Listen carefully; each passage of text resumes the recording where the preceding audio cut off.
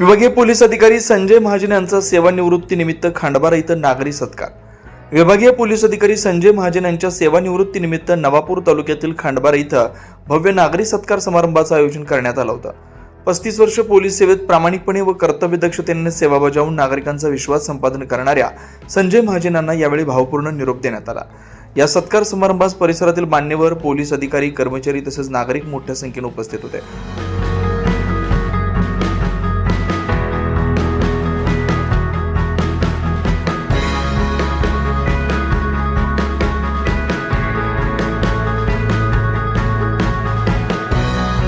कार्यक्रमाच्या सुरुवातीला संजय महाजन यांचं पुष्पगुच्छ, शाल, श्रीफळ व सन्मानचिन्ह देऊन गौरव करण्यात आला। उपस्थित मान्यवरांनी आपल्या मनोगतात संजय महाजन यांच्या कार्यकाळातील उल्लेखनीय कामगिरी, शिस्तप्रियता व जनतेशी असलेला सलोखा यांचा विशेष उल्लेख केला। आपल्या भाषणात संजय महाजन यांनी सेवा काळातील आठवणींना उजाळा देत सहकारी अधिकारी, कर्मचारी व नागरिकांचे आभार मानले। पोलीस सेवेत काम करताना लोकांचा विश्वास मिळवणं हेच माझ्यासाठी मोठं समाधान होतं असं सांगितलं।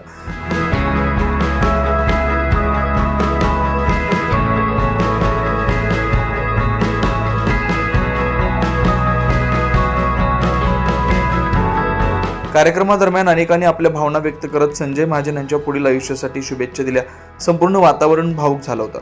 याप्रसंगी एपीआय नरेंद्र साबळे, पीएसआय देविदास वडगुले, ज्येष्ठ नागरिक किशोरीलाला अग्रवाल, प्रभारी सरपंच योगेश चौधरी, माजी लोकनियुक्त सरपंच अविनाश गावित, गटनेते राजेंद्र अग्रवाल, शैलेश गावित, हरीश चौधरी, विजय कोकणी, डॉक्टर शरद कलाल, गणेश पाडवी, राहुल जयस्वाल, फारुख कादरी, खलील बेलदार, नासिर बागवान, अल्ताफ इसानी, इलियास इसानी, जितू जयस्वाल, शरीफ बागवान, मनोज चौधरी, आरबी बाग, प्रतीक पाटील, आर्यन पाडवी, मिलिंद वसावे, हर्षद पठाण, वीरेंद्र इशी, चतुर चौधरी, भूपेंद्र अग्रवाल, ग्रामपंचायत कर्मचारी उपस्थित होते। कार्यक्रमाचं आयोजन स्थानिक नागरिक व मित्रपरिवार यांच्या वतीनं करण्यात आलं होतं। शेवटी आभार प्रदर्शनानं कार्यक्रमाची सांगता झाली।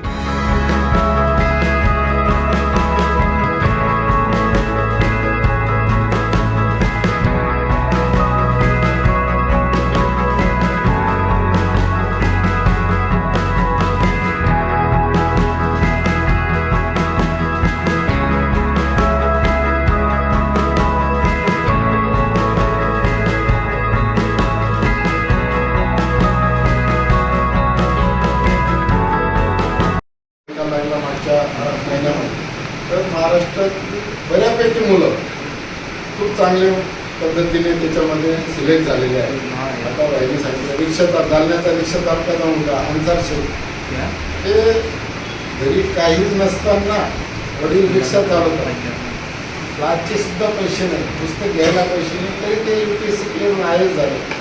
ह्या गोष्टी जर मेहनत केली, प्रयत्न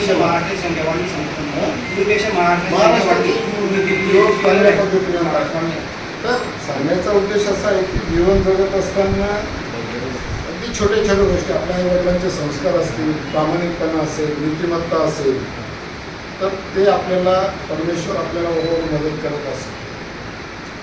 या सगळ्या 35 वर्षाच्या कालावधीमध्ये PSI, EPI आणि PI असताना जवळपास 9 पोलीस स्टेशनची इन्चार्जशिप केली। पण इथे सांगायला मला हरकत नाही, आता तर मी मुक्त झालेलो आहे। कुठलाही वशिला किंवा कुठलाही काही न करता केवळ आणि केवळ आपला प्रामाणिकपणा आणि कामाची पावती म्हणून वरिष्ठांनी पोलीस स्टेशन इन्चार्ज म्हणून आपल्याला चांगले शहादासारखे पोलीस स्टेशन असेल, मालेगावला, पिंपळगाव, बसवंतला किंवा विदर्भामध्ये, अमरावती शहरामध्ये। तर सांगण्याचा उद्देश असा आहे की आपण आपला चांगलपणा सोडू नये आणि ते जर आपण करत राहिला, आपला प्रामाणिकपणा शेवटी घेऊन थोडं सोडून जात असते इथे, बरोबर आहे। पण जाताना आपलं नाव घेऊन जावं, तर नाव घेऊन जाताना आपल्या पाठीमागे जर 10 लोकांनी चांगला म्हटलं तर त्याच्यापेक्षा दुसरी संपत्तीची काहीच गरज नाही माणसाला, आहे ना। तर ह्या सगळ्या गोष्टींचा विचार आपण सगळ्यांनी केला आणि जो कटू प्रसंग होता त्याला विसरून नंतरचे सण आणि उत्सव, आत्ताचा हनुमान जयंतीचा असेल किंवा आपल्या ह्याच्यात असेल, SP साहेबांनी आपल्या सगळ्यांचं नाव घेतलं। मी SP साहेबांना आपल्या सर मध्ये वहाँ जाना पड़ेगा, नहीं बोले वहाँ जाने की जरूरत नहीं, लोगों से मैंने फीडबैक ले लिया है, वहाँ पे अभी जो वातावरण है जो पहले समझे पिछले साल में तो ऐसा कुछ होगा नहीं। म्हणजे आपल्याबद्दलचा विश्वास वरिष्ठांना मिळाला हे केवळ तुमच्या वागणुकीमुळे, तुमच्या समजदारीमुळे। म्हणून मी नंदुरबारला थांबलो, तर मी इथे येणार होतो, ॲडिशनल SP साहेब तिथे थांबलो। हा विषय कसं असतं की छोट्या छोट्या गोष्टी जीवनामध्ये खूप महत्त्वाच्या असतात. आपण सगळ्यांनी या गोष्टींचा साकल्याने विचार करावा आणि आपला जो जातीय सलोखा, आपला जो आपसी हे आहे, संबंध आहे, त्याला कुठेही तडा जाणार नाही.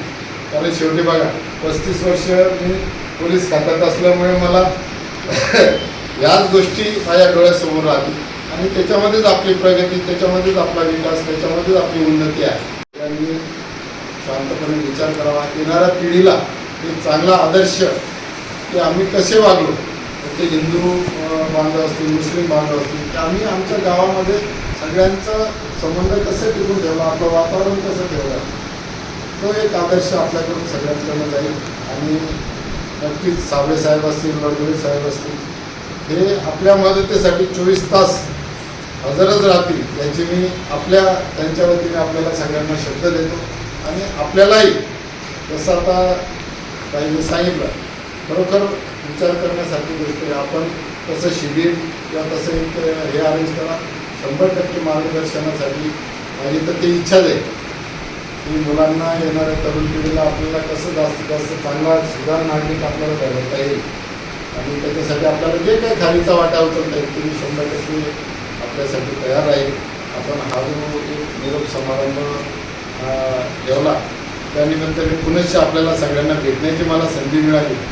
आपल्या सगळ्यांचं मी मनापासून आभार व्यक्त करतो.